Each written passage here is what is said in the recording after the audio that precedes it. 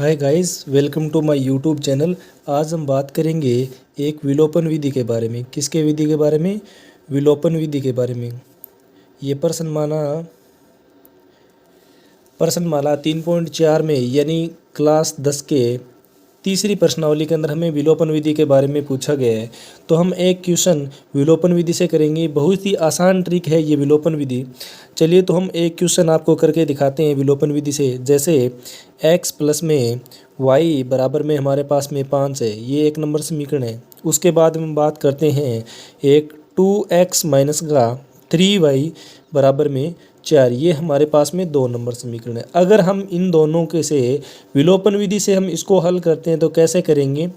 विलोपन विधि का एक ही रूल है कि हमारे पास में चाहे x का पद चाहे y का पद, दोनों पदों समान होने चाहिए। दोनों पदों में से किसी एक पद का क्या होना चाहिए?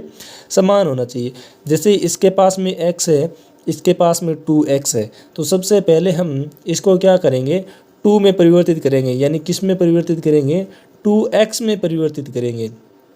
या फिर अगर हमारे पास में ये माइनस के 3y हैं तो यहाँ भी हम क्या करेंगे? इसको 3y में परिवर्तित करेंगे। यानी दोनों x या y में से किसी भी एक को इसके बराबर होना चाहिए, यानी इसके बराबर होना चाहिए। तो सबसे पहले इसके बराबर में लाने के लिए मैं इसको किससे मल्टीप्लाई करूँगा? यानी मैं इसको मल्टीप्लाई करूँगा 2 से। और अगर मैं मल्टीप्लाई करता हूँ तो पूरी समीकरण को मल्टीप्लाई करूँगा। क्या करूँगा? पूरी समीकरण को मल्टीप्लाई करूँगा। जैसे समीकरण नंबर 1 को 2 से गुणा करने पर उसको गुणा करूँगा, यानी 2x प्लस में 2y बराबर में क्या रह जाएगा हमारे? 5 दुए 10। अब हमारे पास में रहा ये समीकरण रही 2x माइनस के 3y बराबर में 4। अब हम क्या करेंगे? इनमें दोनों में से समीकरण 1 को 2 से घटा देंगे। क्या करेंगे? घटा देंगे। घटाने से या तो फिर हम इसको डायरेक्ट लिख सकते हैं या फिर ऐसा कर सकते हैं इसको कि जिस समीकरण में से हम घटाते हैं जो प्लस की होती है वो माइनस की हो जाएगी, जो माइनस की है वो प्लस की हो जाएगी।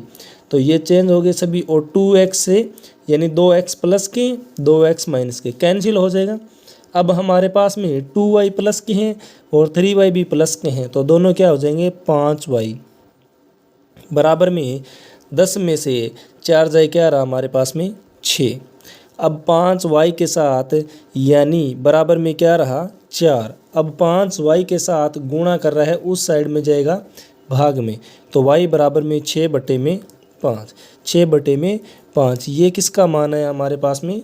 y का मान है। किसका मान आया? y का मान आया। और अब हम क्या करेंगे? y का मान हमारे पास में आया, उसके बाद में समीकरण 1 के अंदर या 2 के अंदर कोई सा भी मान, यानी ये मान y का मान समीकरण 1 या 2 के अंदर रख देते हैं। जैसे 1 के अंदर मैं y का मान रखता हूँ x प्लस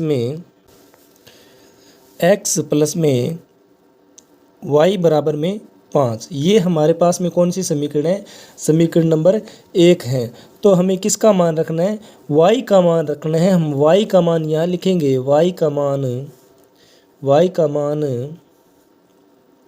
समीकरण नंबर कौन सी में रखेंगे? 1 में रखने पर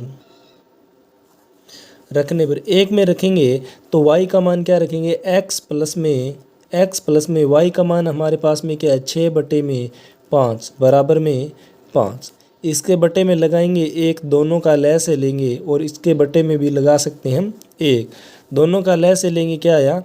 5। 1 का भाग देंगे 5 में 5 बार, और 5 को x के साथ गुणा करेंगे 5x प्लस के।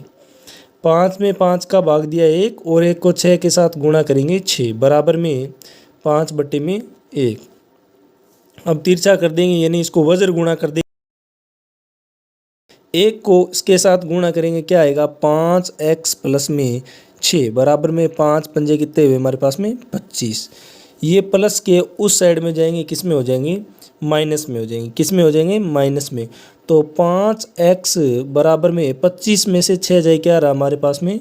19। अब ये भी x के साथ 5 क्या कर रहा है? मल्टीप्लाई कर रहा है, यानी क्या कर रहा है? गुणा कर रहा है। क्या कर रहा है? मल्टीप्लाई कर रहा है। तो उस साइड में जाएगा, किस में हो जाएगा? भाग में। तो x बराबर में 19/5 तो x का मान हमारा क्या रहा 19/5 और y का मान क्या रहा y 6/5। ये हमारी कौन सी विधि है? विलोपन विधि है। कौन सी विधि है? विलोपन विधि है। और इसके साथ एक प्रतिस्थापन विधि होती है, प्रतिस्थापन विधि। और इसी में क्या होती हैं? वज्र गुणा विधि होती है। क्या होती हैं? वज्र गुणा विधि।